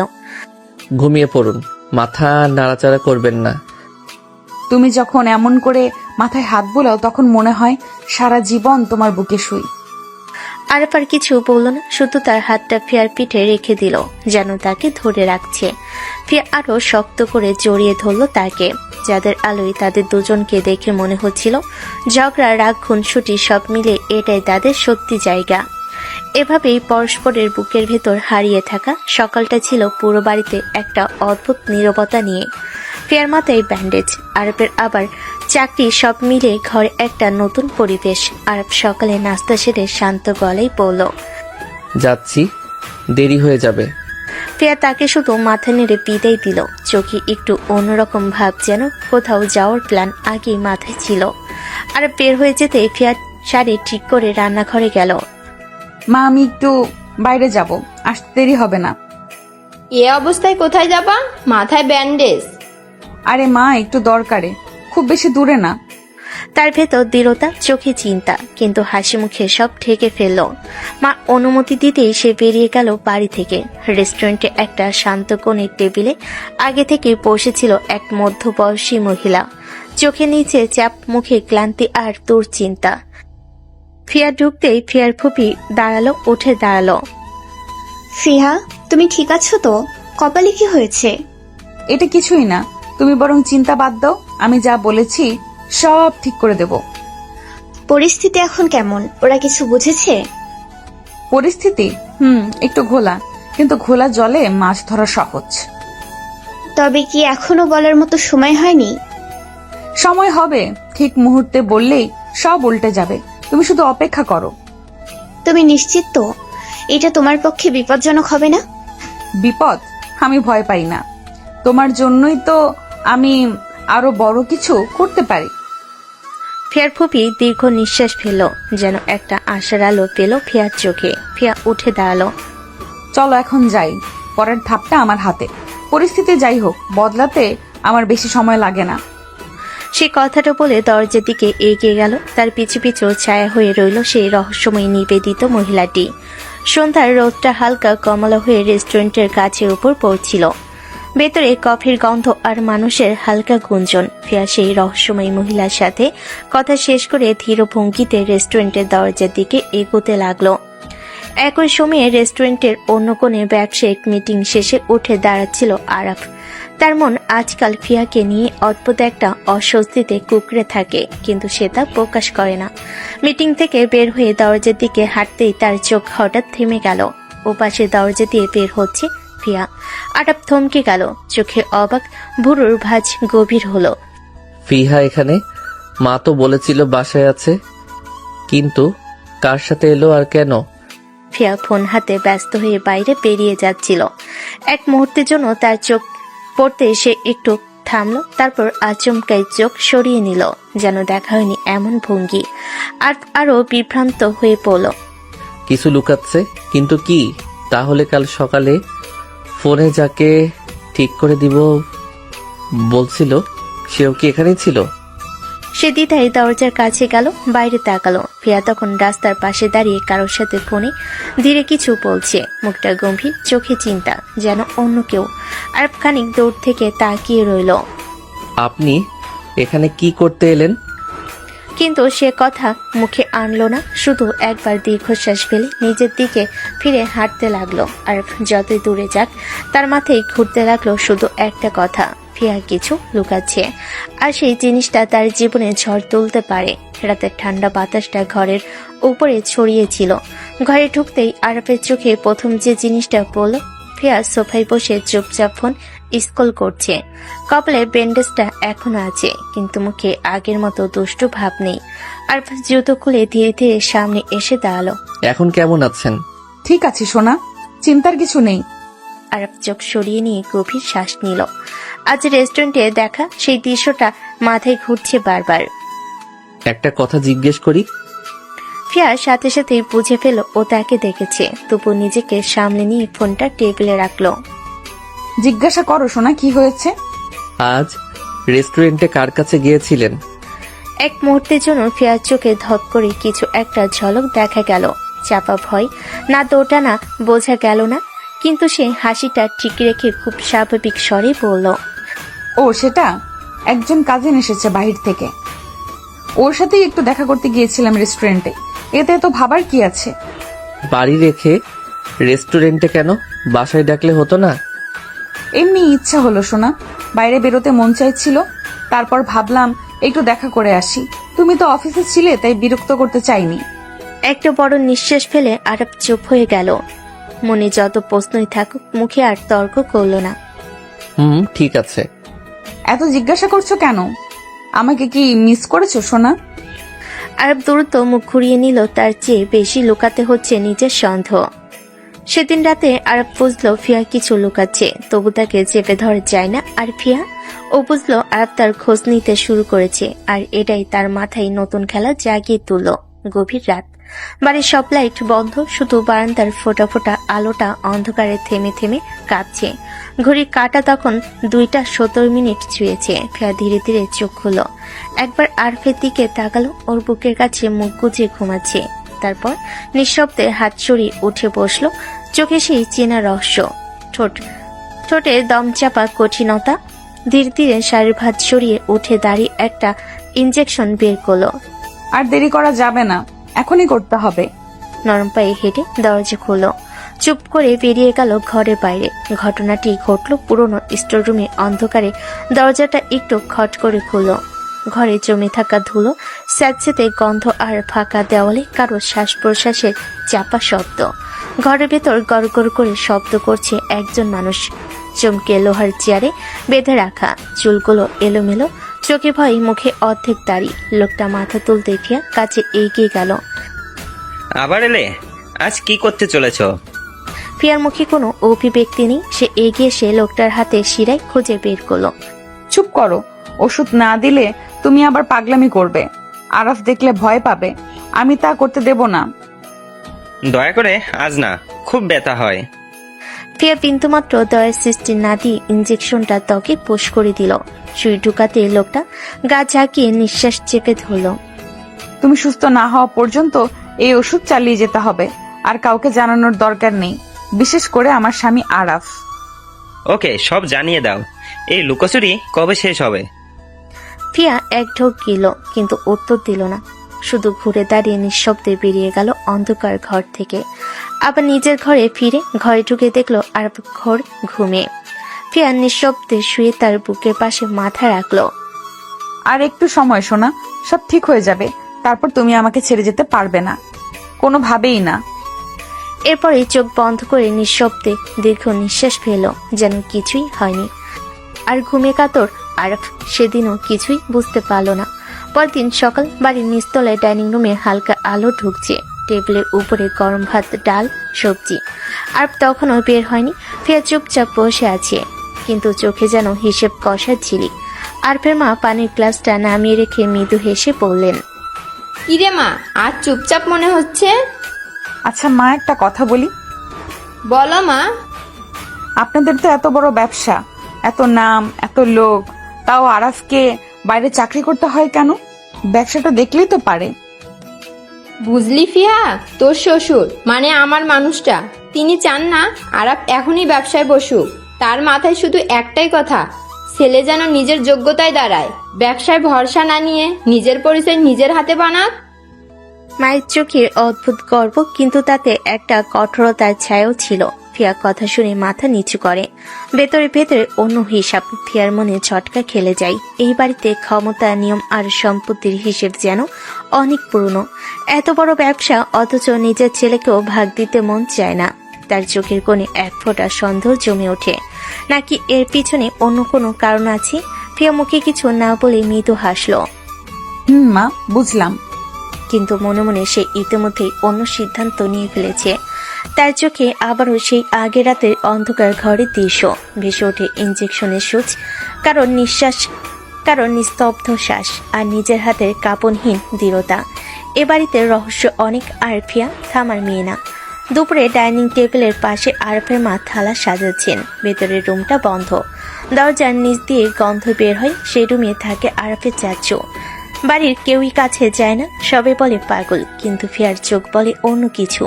ফিয়া এগিয়ে এসে বলল, মা, আজ চাচুর খাবারটা আমি দিয়ে আসি।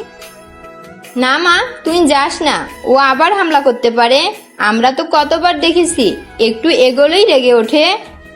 ফিয়া ঠান্ডা স্থির দৃষ্টি নিয়ে মায়ের দিকে তাকালো। হালকা হাসি, কিন্তু সেই হাসির ভিতরে যেন কঠিন ইস্পাত লুকানো। সমস্যা হবে না মা, আপনি শুধু থালাটা দিন, দেখি আজকে কাকে কি করে। মা হতভম্ব। মেয়েটা তো শান্তভাবে কথা বলে, কিন্তু মনে হয় যেন ভয় নামে জিনিসটা ওর জন্মগত শত্রু। তবু ফিয়ার কঠোর নিশ্চয়তার মা বাধা দিতে পারলেন না। থালা এগিয়ে দিলেন চাচু রুমের সামনে। ফিয়া দরজায় হালকা ঠোকাঠুকি করলো। ভেতর থেকে কোনো শব্দ নেই। সে ধীরে ধীরে দরজা খুলে ঢুকলো। ঘর অন্ধকার, জানালা সবসময় বন্ধ। এক কোণে বসে আছে এক শুকনো ক্লান্ত মানুষ, আরাফের চাচু।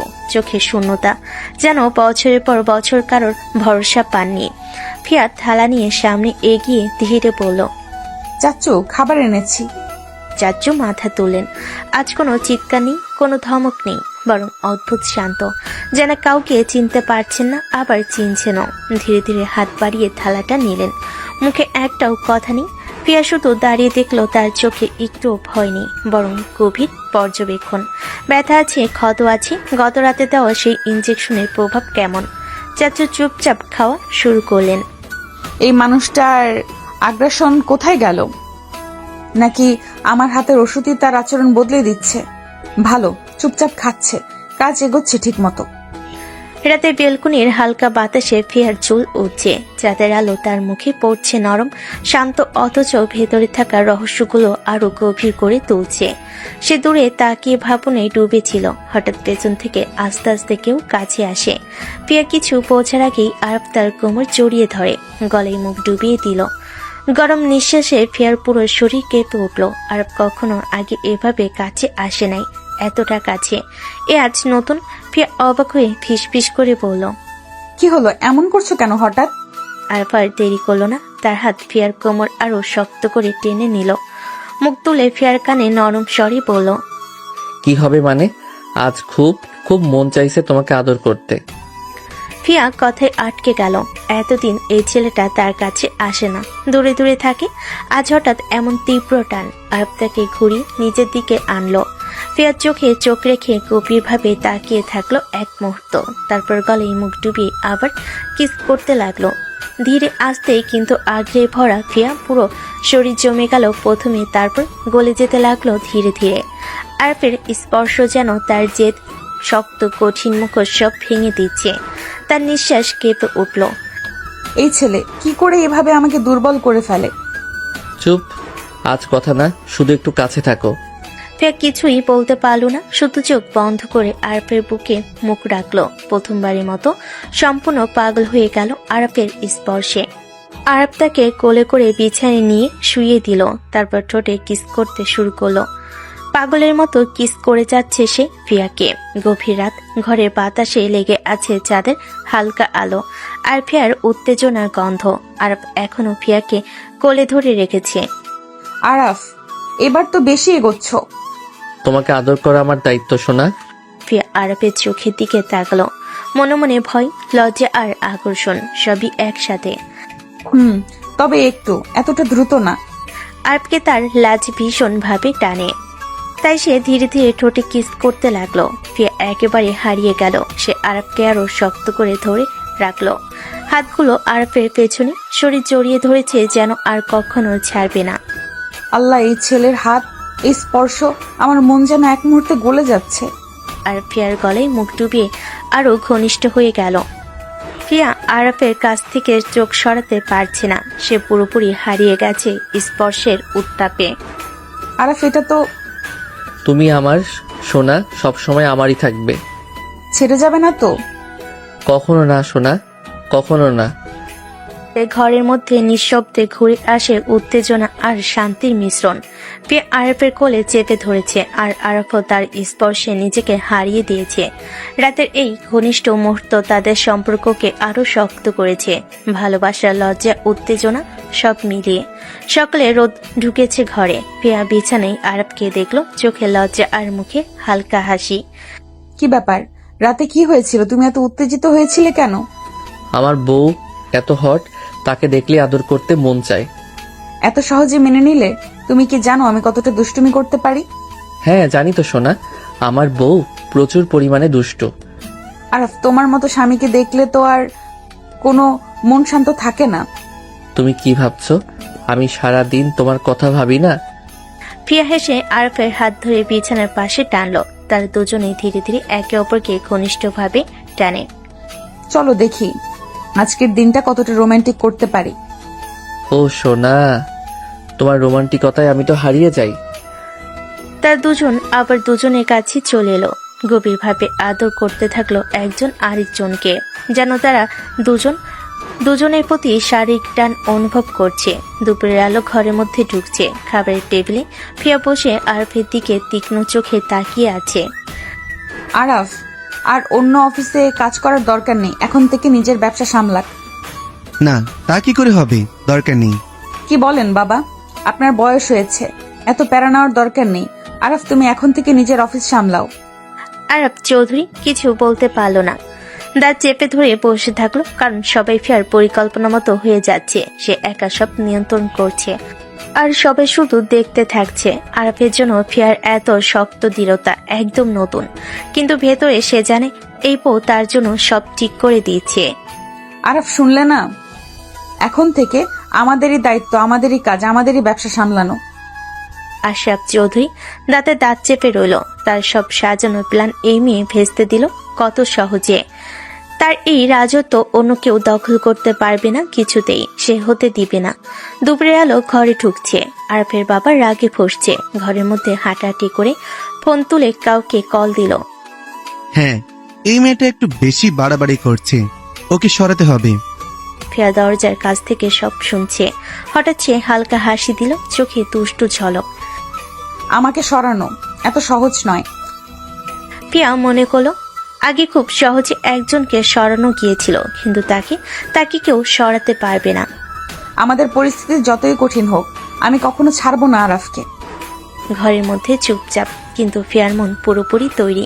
সে জানে নিজের পথে একবার দাঁড়িয়ে গেলে কেউ তাকে সরাতে পারবে না। গভীর রাত, ঘর নীরব, শুধু বাইরে বাতাসের হালকা শব্দ।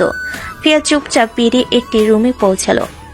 চিন্তা করবেন না, আমি আজকের ইনজেকশনগুলো দেব। ফিয়া ইঞ্জেকশন হাতে নিয়ে ধীরে ধীরে কাছে গেল। সে লক্ষ্য রাখলো কারোর চোখে যেন না পড়ে। কেবল কয়েকটা ইনজেকশন, তারপর আপনি সম্পূর্ণ সুস্থ হয়ে যাবেন। লোকটি চুপচাপ ফিয়ার কথায় বিশ্বাস রাখে, কিন্তু কে জানে এই সুস্থতা কেউ সহজেই বুঝতে পারবে না। তবে মনে রাখবেন, কেউ যেন না বুঝতে পারে যে আপনি ধীরে ধীরে সুস্থ হচ্ছেন। অভিনয় চালিয়ে যান, ঠিক তেমনি যেমন আগে করেছেন। ফিয়ার চোখে দৃঢ়তা। ধীরে ধীরে ইঞ্জেকশন দেওয়া শুরু হলো। প্রতিটি পদক্ষেপে সতর্কতা, প্রতিটি আন্দোলনে নিখুঁত নিয়ন্ত্রণ। ঘরে ফিরে ফিয়া চুপচাপ শুয়ে পড়ল। রাত নীরব, কিন্তু ফিয়ার মনে কেবল একটাই ভাবনা, সব ঠিক হবে, আর কেউ বুঝতে পারবে না। কই গেছিলে এত রাতে? নিচে পানি খেতে গিয়েছিলাম, হঠাৎ ঘুম ভেঙে গেল। পানি তো রুমেই আছে। ইস, আমি তো খেয়ালই করি নাই। কিছু লুকাচ্ছ না তো? না জান, তোমার কাছ থেকে কি লুকাবো? আরফের চোখে একটু সন্দেহ, একটু কৌতূহল। ফিয়া ধীরে তার গলায় মুখ ডুবি কিস করতে থাকে। দেখো, আমি কোনো কিছু লুকাচ্ছি না সোনা। আরফ ফিয়ার স্পর্শে ধীরে ধীরে ডুবে যায়। ফিয়াও তার সন্দেহ দূর করতে আরফকে কিস করে তার মাঝে নিয়ে যায়। ঘরে বাতাসে নরম নিঃশ্বাস, ঠোঁটে স্পর্শ। আরাফ আর ফিয়া দুজনেই হারিয়ে গেছে একে অপরের মাঝে। সকালটা অদ্ভুত শান্ত ছিল, যেন পুরো বাড়িটাই অপেক্ষা করছে আজ আরাফের জীবনে নতুন শুরুর দিন। রুমের বাইরে হালকা হাঁটার শব্দ, রান্নাঘর থেকে আসা চায়ের বাষ্প, সব মিলিয়ে যেন এক গভীর উত্তেজনা ছড়িয়ে আছে চারপাশে। ফিয়া আয়নার সামনে দাঁড়িয়ে চুল বাঁধছিল, কিন্তু তার চোখ ছিল দরজার উপরে। আজ আরাফের প্রথম অফিস, নিজের প্রতিষ্ঠানে। এতদিন বাইরে চাকরি করেছে, আজ প্রথম নিজের জায়গায় পা রাখবে। আরাফ শার্টের বোতাম লাগাতে লাগাতে দরজায় এসে দাঁড়ালো। তার চোখে এক ধরনের নার্ভাস, আত্মবিশ্বাস, দুটি বিপরীত অনুভূতি, তবু দুটোই ঠিক মানিয়ে গেছে তার মুখে। ফিয়া ধীরে ধীরে এগিয়ে এসে কলারের ভাঁজ ঠিক করে দিল। নরম গলায় বলল, আজ দেখিয়ে দাও তুমি সব পারো। তুমি পাশে থাকলেই সব পারবো। নিচে নামতে দেখা গেল আয়েশা বেগম কোরআন হাতে দাঁড়িয়ে। ছেলেকে দেখে গম্ভীর চোখে আনন্দের ঢেউ নেমে গেল। দাঁড়া বাবা, একটু দোয়া করি, খোদা তোমার সব ভালো দিকটা দেখা, যাই করবে মন পরিষ্কার রাখবে। দোয়াটা ঘরে শান্ত একটা আলো ছড়িয়ে দিল, কিন্তু সোফার পাশে বসে থাকা আশরাফ চৌধুরী ভুল কুচকালেন। চশমা নামিয়ে ঠান্ডা কণ্ঠে বললেন, প্রথম দিনই এত আদর সোহাগের দরকার নেই, কাজ করুক, আদরে কোনো লাভ নেই। তার কণ্ঠে তীক্ষ্ণ বিরক্তি। আয়েশা বেগম থেমে গেলেন। ফিয়া শুধু মাথা নিচু করে চুপচাপ দাঁড়িয়ে রইল, কিন্তু তার চোখে ঝিলিক উঠে গেল এক মুহূর্তে। এই মানুষটাকে বোঝা সহজ না, কিন্তু আমিও সোজা নই, দেখবেন। আরাফ জুতা পরে দরজার দিকে এগিয়ে গেল। ফিয়া তাড়াতাড়ি ব্যাগটা এগিয়ে দিল। খেয়াল রেখো, সব কাজ যেন ঠিক মতো করতে পারে। তোমার জন্যই তো সাহস পাই। অফিসে যাও, চোখে চোখ রেখে ঝাপটা দেখাও, আর চোখে চোখ রেখে দাপট দেখাও। কেউ চাইবে না তোমার জায়গা গড়ে উঠুক, কিন্তু আজ কিন্তু তোমার দিন। আর রাতে? রাতের কথা রাতেই বলবে, এখন যাও। আর আমার খেলা শুরু হওয়ার দিন। এই বাড়িতে কে কত দূর যায় আজ থেকেই বোঝা যাবে। সকালটা যত শান্ত ছিল, অফিসে পা রাখতে ততটাই অদ্ভুত একটা ভারী চাপ এসে নামলো আরফের বুকের উপর। নতুন ফ্লোর যদি কেবিন, তবুও সবকিছু অচেনা দৃষ্টি দিয়ে তাকে মাপছে। রিসেপশনে ঢুকতে কয়েকজন স্টাফ দাঁড়িয়ে সালাম দিল। আরফ হালকা মাথা নেড়ে এগোলো, কিন্তু মনে হচ্ছিল কেউ যেন তাকে দেখে রেখেছে, খুব কাছ থেকে, খুব হিসেব করে। নিজের কেবিনে ঢুকে চেয়ারটায় বসতে সেই অনুভূতি আরো তীব্র হয়ে উঠল। কাচের দেওয়ালের ওপাশে কেউ দাঁড়িয়ে নেই, তবুও যেন এক ধরনের ছায়া তাকে ঘিরে রেখেছে। সে ফাইল খুলে কাজ শুরু করলো। কিছুক্ষণের মধ্যেই পিয়ন এসে বলল, স্যার, এখানে কপিটা সবাই খায় না, অন্যরকম একটু। আপনি চাইলে আমি বাইরে থেকে এনে দিই। না, দরকার নেই, এখানেরটাই দিবেন। পিয়ন মাথা নেড়ে চলে যেতেই আরব আবার সেই চাপা চোখের অনুভূতিটা পেল। মনে হলো কেবিনের বাইরে কেউ দাঁড়িয়ে আড়াল থেকে তাকে লক্ষ্য করছে। হঠাৎ পাশের ব্লাইন্ডের ফাঁকায় একটা ছায়া নড়ল। তার শ্বাস আটকে গেল এক মুহূর্তে। দরজার হ্যান্ডেলও যেন অদৃশ্যভাবে নড়ে উঠল। আরব মুঠো শক্ত করে ফিসফিস করে বলল, কে আছে? কোনো উত্তর নেই, শুধু চোখ, শুধু চাপা নীরবতা। আর সেই নীরবতার ভেতর কোনো অজানা উপস্থিতি। সে উঠে দরজা খুলে বাইরে তাকালো। ফ্লোর ফাঁকা, স্টাফরা নিজেদের কাজে ব্যস্ত, কেউ তার দিকে সন্দেহজনক ভাবে তাকাচ্ছে না। তারপরও বুকের ভেতর একটা ঠান্ডা স্রোত বয়ে গেল। আরব ধীরে ধীরে নিজের জায়গায় ফিরে এসে কেবিনের কাছের দেওয়ালে নজর রাখলো। মনে মনে বলল, ফিহা যা বলেছে ঠিকই, নিজের জায়গা সামলানো সহজ হবে না। কেউ চায় না আমি এখানে দাঁড়াই। আমাকে চোখে চোখে রাখছো কে আর কেন? সন্ধ্যার আলোটা যেন আজ একটু মলিনী লাগছিল। আর গেট দিয়ে ঢোকার সাথে সাথে তার মায়ের কণ্ঠ ভেসে এলো। মা দরজার সামনে দাঁড়িয়ে মুখ ভরে হাসলেন। কেমন গেল বাবা আজ তোমার প্রথম দিন? ভালোই মা, সব ঠিকঠাক ছিল। কিন্তু চোখে ভর করে থাকা অদ্ভুত ক্লান্তিটা তার মা বুঝে ফেলেন, তবু কিছু জিজ্ঞেস করলেন না। মা চাপ দিল না, কিন্তু সব দেখে রাখেন। আর সোজা রুমের দিকে হাঁটতে লাগলো।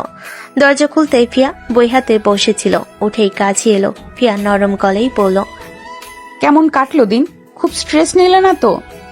স্ট্রেস না, কিন্তু জানো, সারাদিন মনে হচ্ছিল কেউ আমাকে চোখে চোখে রাখছে। একটা অদ্ভুত অনুভূতি হচ্ছিল, যেন কোথাও থেকে কেউ আমাকে দেখছে। ফিয়ার মুখমণ্ডলে মুহূর্তে চিন্তার ছায়া নেমে এলো। সে কাছে গিয়ে আরফের শার্ট ঠিক করে দিয়ে ফিসফিস করল, সাবধানে থাকবে সব সময় আরাফ। নিজের অফিস মানেই নিরাপদ, এই ভুল কখনো করবে না। ওখানে অনেকের চোখ আছে, সবাই যে ভালো চায় তা না। সাবধানতা সবসময় বজায় রেখো। আরফ হাসলো হালকা, ক্লান্ত কিন্তু নরম ভালোবাসায় ভরা সেই হাসি। তাকে জড়িয়ে ধরে বলল, ওকে শোনা, এত চিন্তা করো না, আমি সামলে নেব। চলো, আমি আগে ফ্রেশ হয়ে আসি। আচ্ছা যাও, আমি খাবার দেখি। আর বাথরুমে ঢুকতে ঢুকতে আবারও সেই দিনের অদৃশ্য দৃষ্টি মনে পড়ল। আর ফিয়ার সতর্ক কথাগুলো কানের ভেতর প্রতিধ্বনির মতো ঘুরে বেড়াতে লাগলো। 1 মাস কেটে যায়। এই 1 মাসে আরব নিয়ম করে প্রতিদিন অফিসে যাচ্ছে, কাজ শিখছে, ফাইল দেখছে, হিসাব মিলাচ্ছে। কিন্তু যতদিন যায় ততই তার মনে একটা অদ্ভুত সন্দেহ দানা বাঁধছে। কিছু হিসাব মেলে না, কিছু টাকা অনুপস্থিত, কোনো না কোনো জায়গায় ধোয়ার আভাস। সেদিন রাতে ডাইনিং টেবিলে সবাই খাচ্ছিল। আরব চুপচাপ ছিল, কিন্তু শেষমেশ মুখ তুলেই বলল, বাবা, একটা কথা বলবো? হ্যাঁ বলো। আমার মনে হচ্ছে কেউ আমাদের অফিসের টাকা পাচার করছে। প্রতিদিন ফাইল মিলাই, কিন্তু হিসাব ঠিক আসে না। কি আজে বাজে কথা বলছো? আমাদের অফিসের টাকা চুরি করবে? কার সাহস আছে? কারো ক্ষমতা নাই বাইরের মানুষ টাকা সরাবে?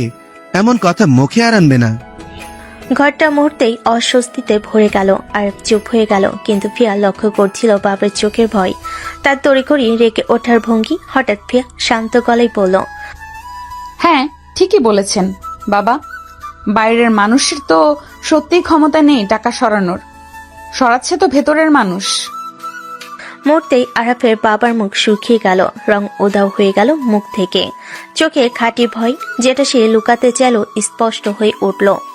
হাতের পানে গ্লাসটা সে শক্ত করে ধরল, যেন গ্লাসটাই তাকে বাঁচিয়ে রাখবে।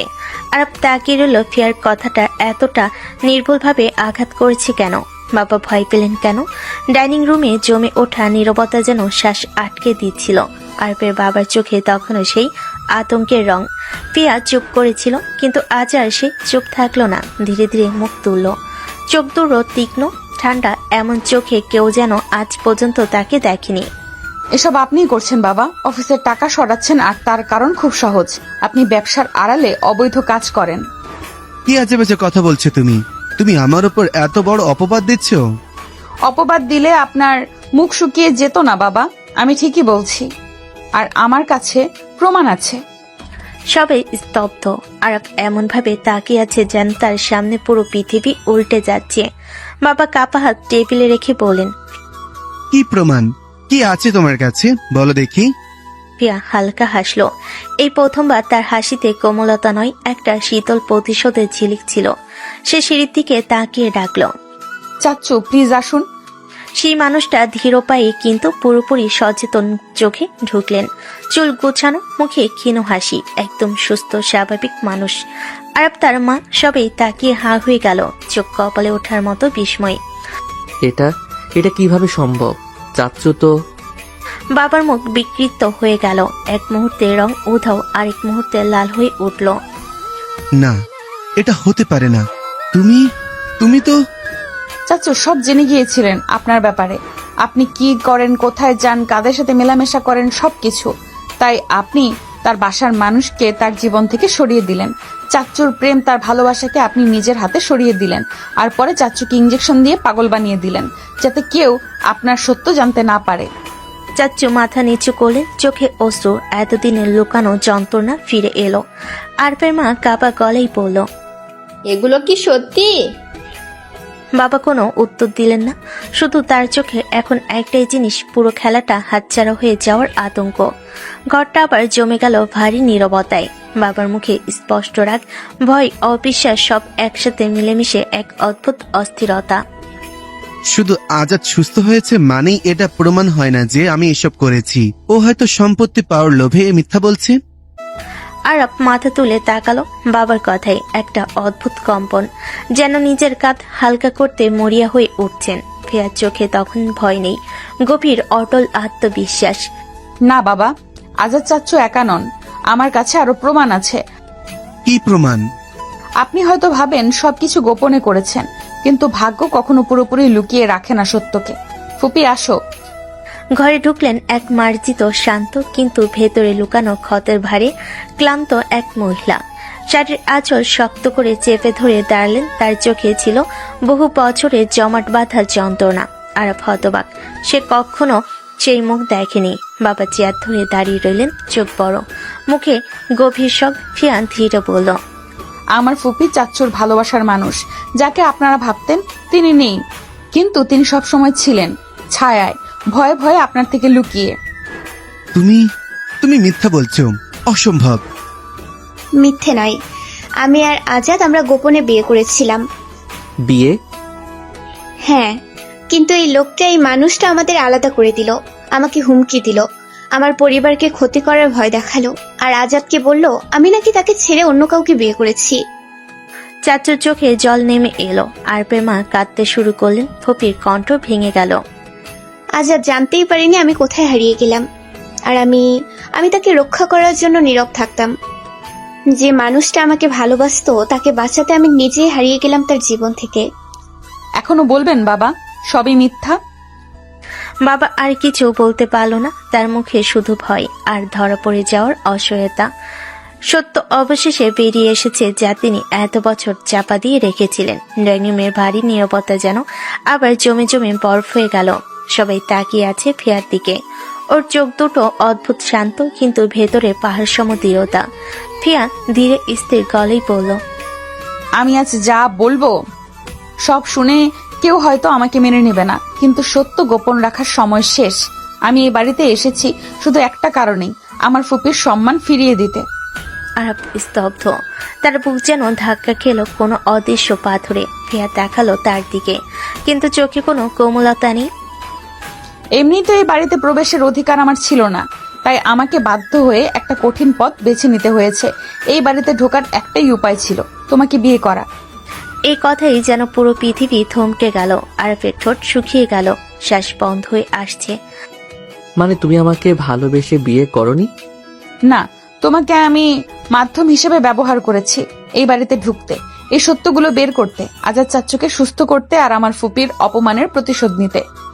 আরব যেন ভিতর থেকে ভেঙে পড়ল, তার চোখে কষ্ট, অবাক হওয়া, বিশ্বাস ভাঙার চরম যন্ত্রণা। এতদিন তুমি যে আদর, যত্ন, হাসি দেখিয়েছো, সবই অভিনয়। হ্যাঁ, এটা একটা মিশন ছিল। রাতের পর রাত আমি চাচ্চুকে গোপনে চিকিৎসা করেছি।